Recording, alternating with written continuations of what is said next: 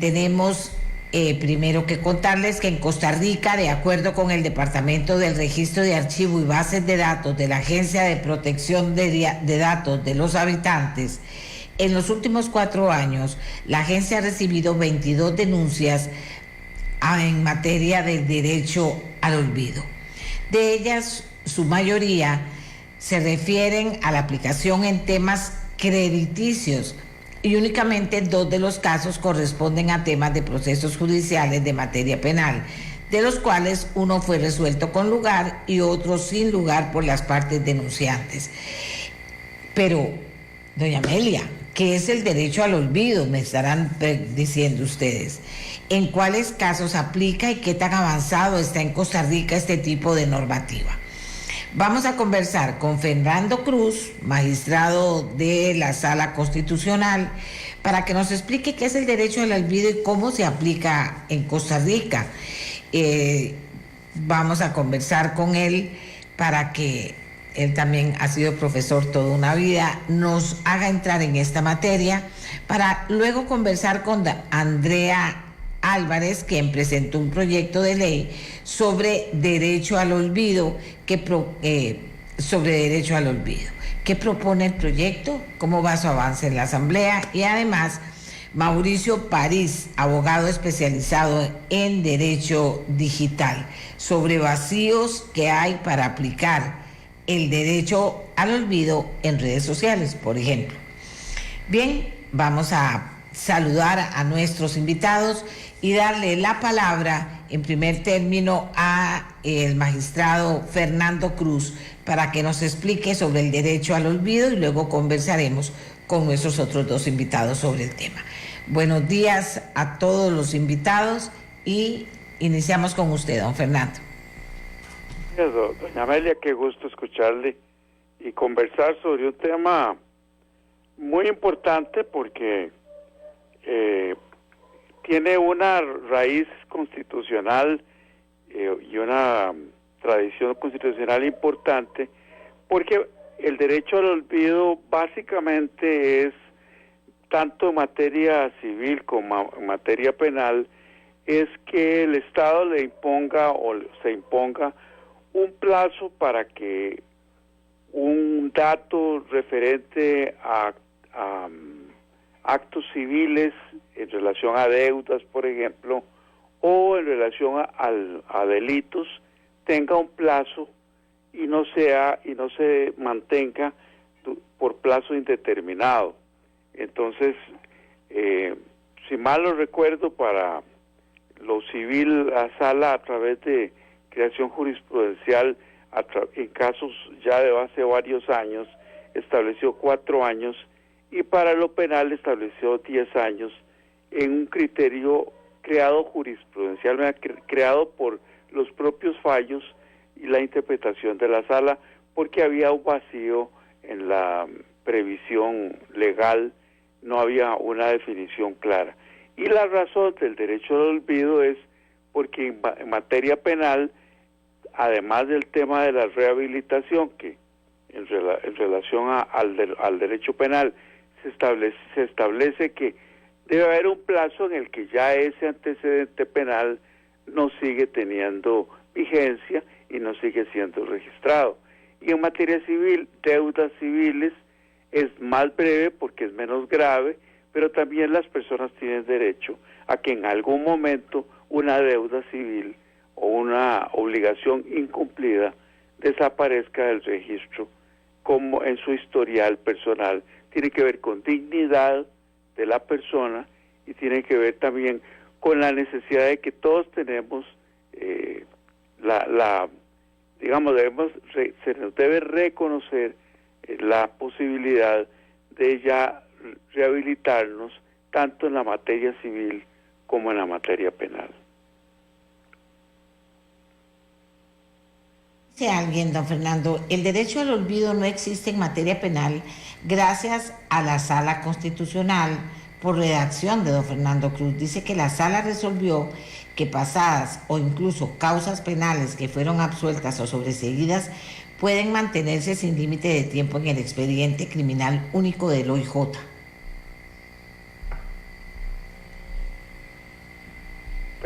Perdón, Don doña Fernando. Amelia. ¿Me escuchó, don Fernando? No escuché la primera parte. Bueno, aquí se la digo, deme un momentito.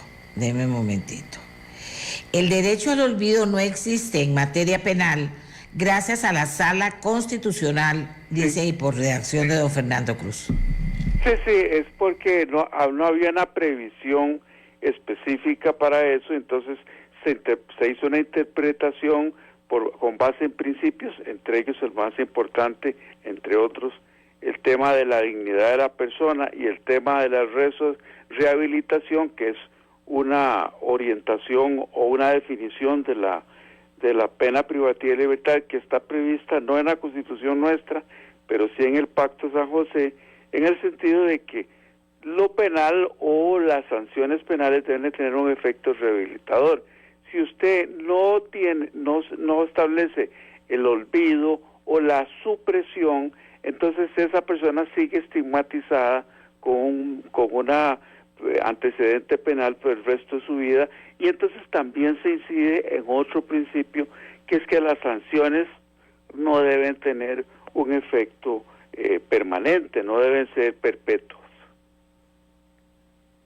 Don Fernando, en Costa Rica estamos claros, digamos, legalmente sobre esta situación, porque tenemos entendido que una de las preocupaciones que existe a la hora de aplicarla es que hay, casos que no aplican, casos que sí podrían aplicar, pero finalmente no hay normativa clara.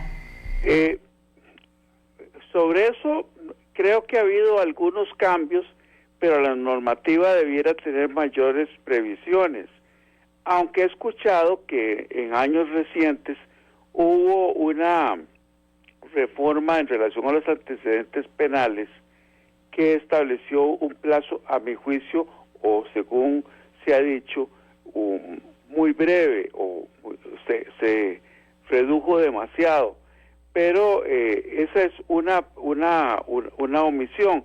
Otra crítica que he escuchado es que los antecedentes ya en materia civil como deudor, hay algunas previsiones que convierten esa inscripción en algo permanente por los efectos. De manera que creo que sí, eso es algo que se puede abordar tanto en la determinación de las hipótesis en que ese olvido debe aplicarse como en los plazos. Vamos a conversar un poquito más, don Fernando, con nuestros invitados. Andrea Álvarez presentó un proyecto de ley sobre derecho al olvido. Vamos a ver qué propone este proyecto y cómo va su avance en el Congreso. Andrea, buenos días. Muy buenos días, doña Amelia, don Fernando y don Mauricio, y a todas las personas que nos escuchan. Y muchísimas gracias por este espacio para explicar un tema que es como todavía novedoso, ¿verdad? Y basado en las nuevas tecnologías. Doña Amelia, tal vez la mejor forma de explicar por qué presentamos este proyecto de ley es con un ejemplo. Justo cuando yo empezaba mi gestión como diputada, una de las audiencias que recibí era de un ciudadano que me contaba un poco su situación.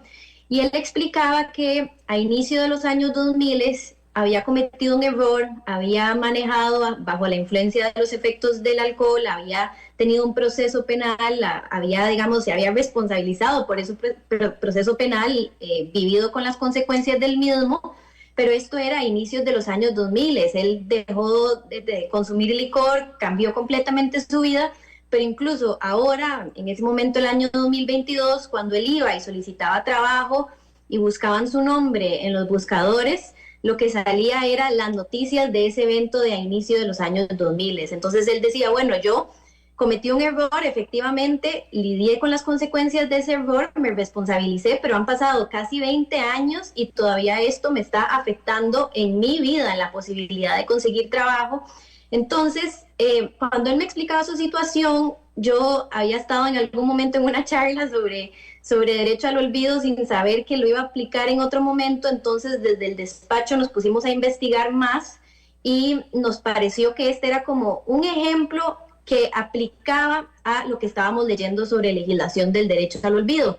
porque si bien es cierto, y ahora que escuchaba a don Fernando Cruz, fue en el cuatrienio 2014-2018 cuando se bajó la cantidad de años para que estuviera la información en la hoja de delincuencia, eso es un avance, pues esta otra situación de que en los buscadores siga apareciendo este pasado de la persona afecta a su vida cotidiana independientemente de lo que se había definido con la hoja de delincuencia. Entonces, este caso nos dio pie a investigar más sobre el derecho al olvido y plantear el proyecto de ley.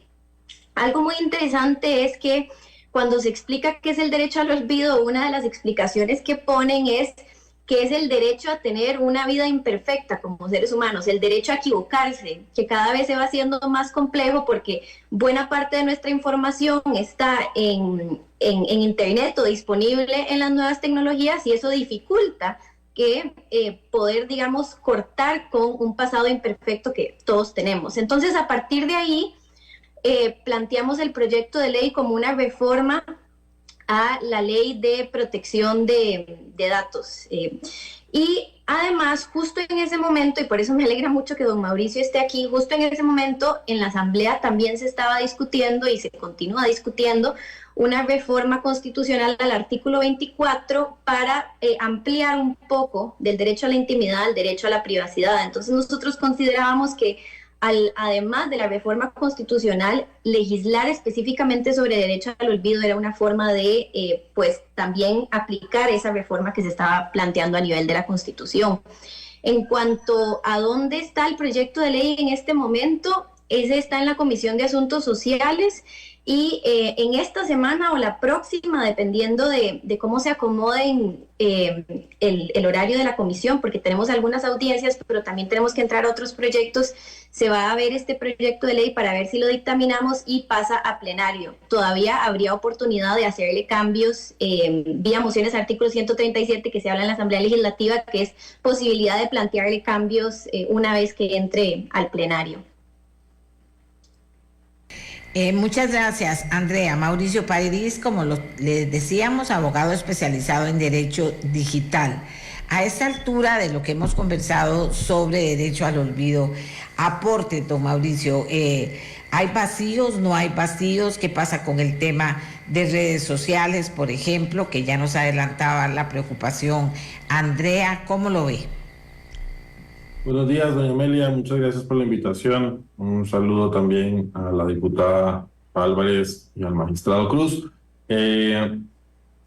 Yo creo que es importante traer a colación que cuando hablamos del derecho al olvido estamos hablando de una suerte de subderecho, de un derecho ya existente que se llama supresión o cancelación. Es decir, es la posibilidad de que un ciudadano solicite la eliminación, la supresión de datos personales que están contenidos en una base de datos bajo determinadas causales. Y ahora tal vez pueda ampliar un poquito sobre eso.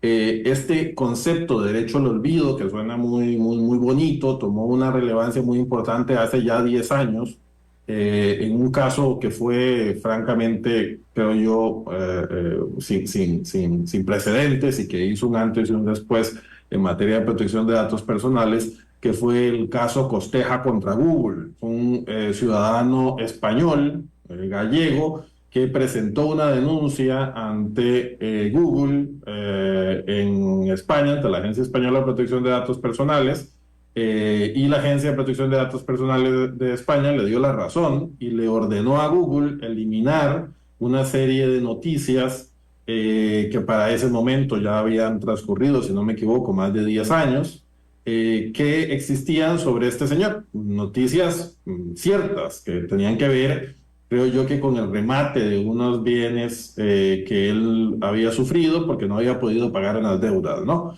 Entonces, Google llevó el asunto ante el Tribunal Europeo de Derechos Humanos, que confirmó lo que había resuelto la Agencia Española de Protección de Datos Personales y ordenó a Google eliminar todas las referencias que existieran del señor Costeja en el buscador. Y aquí viene un tema importantísimo también desde la óptica del derecho a la información y de los medios de comunicación. Aquí mucho lo que se discutía Google decía, vea, es que yo no fui el que publiqué la noticia, eso fue un periódico español. Yo lo único que hago es, cuando me preguntan sobre un tema, revisar en toda la información disponible en Internet e indexarla. Es decir, presentar en cuestión de segundos, indexada, es decir, acomodada, la información que sobre esta persona hay en Internet. Entonces, que este señor le vaya a decir al periódico que borre, que elimine los datos personales y no yo, porque yo lo único que hago es indexar información que existe en Internet. Y el abordaje del Tribunal Europeo de Derechos Humanos fue sumamente interesante porque lo que dijo es, no, aquí el problema no es el periódico publicó lo que publicó. Yo no puedo ordenarle al periódico que elimine esa referencia, primero porque no es falsa y segundo porque hay un derecho a la información. Yo lo que le estoy diciendo a usted es que porque ya esa información no es relevante, señor Google, usted no la indexe y no la muestre, ¿no? Entonces, eso fue sumamente criticado. Las compañías, por ejemplo, Google aplica el derecho al olvido en el espacio europeo, pero fuera del espacio europeo no lo aplica. Es decir, un ciudadano costarricense hoy día no tiene las mismas capacidades que tiene un ciudadano europeo de pedirle a Google que desindexe noticias relacionadas con él, porque por política, ¿por qué? Porque en Europa es el espacio del planeta Tierra en donde mejor se protegen los datos personales. En Europa se dio esta resolución y Google no la aplica fuera de ese espacio, digamos, de manera generalizada y con los mecanismos tan sencillos que existen. Entonces, esto es importante porque suelen haber casos en donde hay colisión entre el derecho a la privacidad y el derecho a la información. Y en esos casos, siempre el derecho comparado, los antecedentes como este que le menciono, se inclinan a favor del derecho a la información, ¿no? Y eso es importante porque ya han existido casos en Costa Rica relacionados con el derecho al olvido. Menciono uno afortunado y otro desafortunado. Hace ya quizás sus 10 años o poco, el primer caso en donde en Costa Rica la Agencia de Protección de Datos resolvió sobre el derecho al olvido es algo similar a lo que mencionaba la diputada Álvarez. La base de datos del COSEBI era una base de datos abierta, consulta indiscriminada de cualquier ciudadano que con un número de cédula de una persona podía revisar todas las infracciones que una persona había cometido y estaban ahí infracciones desde hacía 13 o 14 años. Entonces, siendo que en Costa Rica el número de cédula es básicamente un dato que cualquier persona puede conseguir teniendo el nombre de una persona por medio del Tribunal Supremo de Elecciones, cualquier persona podía poner el nombre de una persona y le salían todas las infracciones que habían cometido, ¿no? Entonces era bastante frecuente en aquellos tiempos que si había un accidente el domingo, el titular del lunes era, y la persona tenía 17 sanciones por conducir, por conducción temeraria, ¿no? Porque eso estaba abierto a consulta pública. Entonces, el primer caso en donde la Agencia de Protección de Datos resolvió sobre este tema y resolvió muy bien fue diciéndole al COSEBI, vea, usted tiene que eliminar todos los registros que existan que tengan más de 10 años. Número uno. Número dos, usted tiene que adoptar medidas para que esa información, que es al final de cuentas derechos sancionatorios, son sanciones, para que esa información solamente esté disponible para la administración, es decir, para COSEBI, y para el titular de esos datos. Entonces ahora,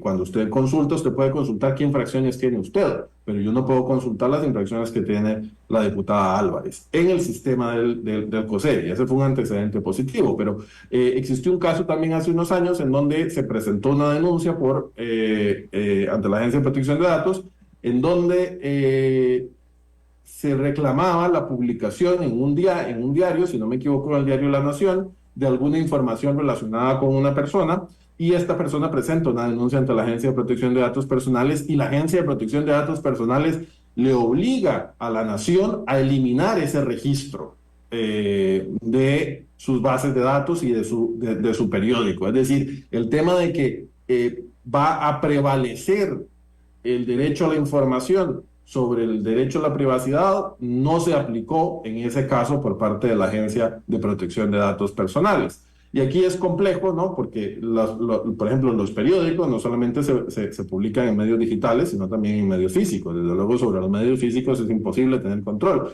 Pero sobre los medios digitales, usualmente lo que existe es el derecho a rectificación en Internet. Es decir, yo puedo pedir que se aclare que en tal noticia en donde decía que a un ciudadano se le había arrestado y se le había conducido como investigado de un delito, yo puedo pedir que se aclare mediante una rectificación que esa persona resultó absuelta finalmente, ¿no? Pero otra cosa diferente es ordenar que se borre una noticia. A mí me parece que eso es inconcebible en un Estado democrático, que una institución del Poder Ejecutivo le esté ordenando un medio de comunicación. Usted me elimina eso con respecto a esa persona. Eso, desde luego, es una aplicación absolutamente inadecuada. Dicho lo anterior, doña Amelia, aterrizando ya en el proyecto que presentó la diputada Álvarez, yo lo que le podría decir es, primero, el derecho al olvido existe desde el año 2011 en la Ley de Protección de Datos Personales, que ya regula el derecho a la supresión. Pero aún más importante, el artículo 11 del reglamento de la Ley de Protección de Datos Personales expresamente regula el derecho al olvido y lo establece como tiene que ser, asignándole un plazo. Y dice que es un plazo de 10 años, salvo que hay un plazo menor. Entonces, es decir, esto ya existe y ha existido desde hace muchos años y además ha venido siendo aplicado ya por la Agencia de Protección de Datos, tal vez de una forma medianamente desafortunada, ¿no? En algunos casos bien, en algunos casos mal. Desde luego, hay algo que yo rescato muchísimo del proyecto de la diputada Álvarez, que es que establece que el derecho al olvido no se aplicará cuando interfiera con el derecho a la libertad de expresión o de prensa. Yo ahí diría que no se aplicará, es decir, es que no prevalecerá. Es decir, lo que prevalecerá más bien es el derecho a la información y creo que en ese sentido es muy importante mantenerlo así. ¿Por qué? Porque si en el espacio del planeta, en donde mejor se protegen los datos personales, prevalece el derecho a la información por encima del derecho a la intimidad, pues yo no veo por qué en Costa Rica deberíamos de aplicarlo de una forma diferente. Y lo otro que también quería decir es que efectivamente en plenario del Congreso se encuentra ya el proyecto 23.097, que es una reforma integral a la Ley de Protección de Datos Personales, que regula en el artículo 31 con un gran nivel de detalle y siguiendo la técnica del Reglamento Europeo de Protección de Datos Personales, el derecho a la cancelación o supresión, que me parece a mí, en todo caso, si por cualquier motivo la ley o este proyecto de reforma integral a la Ley de Protección de Datos Personales no se llegara a aprobar, me parece a mí que si le vamos a poner un parche a la ley actual de protección de datos personales, debería de ser un parche completo, que sería básicamente copiar el artículo 31 de ese proyecto y adaptarlo a la ley actual. Necesitamos una reforma integral de la Ley de Protección de Datos Personales, don Amelia, y creo que ahí lo importante es tomar en consideración, tenemos una ley mala, ineficiente, desfasada con la realidad tecnológica del país, que ha resultado o que ha evidenciado ser insuficiente cuando más se le ha necesitado, y por eso necesitamos una reforma integral. Entonces, a mí me parece que si bien este proyecto puede ser bien intencionado, de alguna forma es como tener una casa que se está cayendo, que está a punto de ser demolida y ponerse a pintarle el techo. Yo creo que lo ideal sería trabajar sobre el proyecto 23.097, que como le digo ya está en plenario. Lamentablemente, el tema de la protección de datos se ha vuelto a politizar a raíz de los escándalos con el Banco Central. Entonces ya el proyecto estaba a punto de ser votado en primer debate, cuando entonces ya dijeron como, bueno, ¿y qué pasa aquí con los datos? Y ya algunos partidos políticos han detenido su avance por este tema del Banco Central, ¿no? Pero definitivamente me parece a mí que lo que necesitamos en este momento en Costa Rica es una reforma integral a la Ley de Protección de Datos Personales. Excelente, vamos a pedirle a don Fernando Cruz que nos dé su opinión, una vez que hemos escuchado tanto a Andrea como a Mauricio, que nos dé su opinión, don Fernando, a esta altura de lo que hemos conversado Costa Rica hoy. A mí me parece que es un abordaje importante en el proyecto, porque yo encuentro una gran deficiencia en el tema de redes sociales, que tienen un efecto mucho más poderoso que los registros que pueda tener muchas veces un órgano oficial, un ente estatal, una oficina estatal. De manera que creo que la propuesta es muy interesante y más bien se puede ahondar. Creo que la señora diputada Álvarez me parece que lo está enfocando en una omisión desde mi perspectiva, que es la regulación de lo que son los efectos de las redes sociales, que me parece que no tienen una respuesta del Estado en cuanto al aspecto de soberanía. Yo creo que las redes debieran tener alguna regulación, que fue lo que se señaló en relación a la Comunidad Europea, que le impone ciertas obligaciones a las redes sociales, y nosotros lo hemos dejado a la buena de Dios, en el sentido de que si es las redes por propia autolimitación quieren o no hacer una corrección, debiera tener un efecto de un mandato estatal soberano de Costa Rica para regular los efectos tremendos que tienen las redes sociales. Y termino diciendo que vean, por ejemplo, cómo una injuria o insulto que se da en una red social se mantiene por el resto de la vida, porque no hay forma de suprimirlo, salvo que la propia red quiera excluirlo. Entonces, una cuestión dicha injuriosamente hace 20 años, ahí está. Entonces, lo que era la tutela del honor, que estaba vinculada con decisiones de tribunales, ahora se diluyó totalmente, porque las redes, el Estado no tiene potestades muy claras sobre las redes. E incluso la propia red propicia que haya personas anónimas que se dedican a insultar a una determinada persona, y no hay forma de controlar eso, porque eso ni siquiera en una sentencia judicial se puede hacer. Lo digo en términos generales, pero yo creo que esto aborda un tema que a mi juicio hay una anomia de la legislación estatal, del poder del Estado costarricense respecto de las redes sociales. Gracias, don Fernando. Andrea, ¿nos cierra usted el tema? Cerramos el tema con su participación. Adelante. Sí, claro, doña Amelia, muchas gracias. Bueno, varias aclaraciones. Ahora don Mauricio hablaba sobre la necesidad de un proyecto de ley o no. Nosotros, cuando estábamos conversando y preparando el proyecto de ley, nos reunimos con PRODAP, la Agencia de Protección de Datos, y la Defensoría de los Habitantes, y desde el criterio de ellos sí era necesario un proyecto de ley para fortalecer aún más la protección del derecho al olvido, y por eso últimamente lo presentamos a la corriente. Otro tema importante es que sí, efectivamente, en cuanto al derecho al olvido, hay una tensión, o tal vez no tensión, hay que sopesar dos tipos de derechos: el derecho al olvido a nivel de la ciudadanía, pero también el derecho a la libertad de expresión y a la libertad de prensa.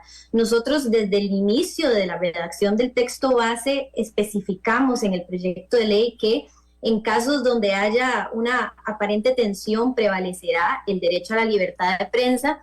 Y ahora que hemos estado recibiendo las respuestas a las consultas, nosotros nos habíamos reunido informalmente con PRODAP, con la Agencia de Protección de Datos, pero también les consultamos oficialmente vía la comisión. Y sí, una de las observaciones que nos hizo, que incluimos en la moción de texto sustitutivo, es que no se suprima la noticia, sino que simplemente se desindexe. Es decir, que los buscadores ya no vinculen, por ejemplo, el nombre del ciudadano que yo les indiqué al inicio con las noticias sobre lo que había ocurrido hace casi 20 años, pero que no se suprima la noticia, porque en su momento la noticia fue verdadera y ahí entra la libertad de prensa. Entonces, esa observación concreta que nos parece que viene a dar claridad, la incluimos en la nueva versión de texto sustitutivo. Y lo otro, sí, hemos estado considerando el otro proyecto, que es una reforma integral a la Ley de Protección de Datos, y cómo incluirle la parte de mi proyecto que tiene que ver con derecho al olvido al proyecto más grande. Efectivamente, ese proyecto iba avanzando rápidamente, pero en los últimos meses como que se ha quedado un poco en pausa, entonces por eso hemos seguido paralelamente con ambos, en el sentido de que pues el cual vaya avanzando más rápido será el lugar ideal para incluir el derecho al olvido, pero sí era importante que quedara específico en la legislación y sobre todo también generar una conversación a nivel nacional sobre que este es uno de los derechos que nos aplica como ciudadanos. Obviamente hay ciertas limitaciones en cuanto a personas funcionarias públicas, que ahí pues aplica un poco distinto porque prevalece el interés público a saber, o figuras públicas en cierto tipo de delitos, pero que sí es importante avanzar a una protección mayor en cuanto a este derecho. Excelente, muchísimas gracias. Terminamos el tema aquí, que yo digo no lo terminamos nosotros, pero queda abierto. Es un tema sobre el que vale la pena que las personas opinen finalmente, porque vean que ahí van caminando. Derecho al olvido, de eso hemos estado hablando. Muchísimas gracias a don Fernando Cruz, a doña Andrea Álvarez y a Mauricio París por habernos ayudado a llevar hasta ustedes elementos de juicio para que ustedes puedan hablar con más propiedad sobre este tema.